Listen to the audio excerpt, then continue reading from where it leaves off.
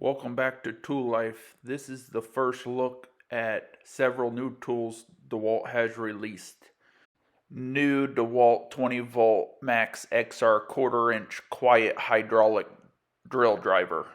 DCF870, which I can't wait to do a performance test on. Bare tool is $199 and the kit is $319.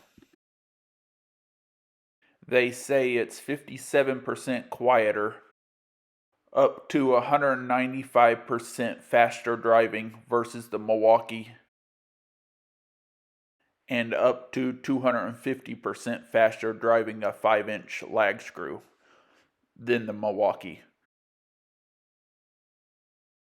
New DeWalt 20 volt max XR brushless cordless 3/4 inch high torque impact wrench. DCF964. Bare tool is $399 and the kit is $549. 1,420 foot-pounds of max fastening torque and breakaway torque 1,900 foot-pounds. Tough System 2.0 DXL lineup includes 4 30-inch products. The 2-drawer unit DWST08520. Total load capacity of 55 pounds and a volume of 9.04 gallons. And next, the 30-inch deep drawer unit, DWST08510.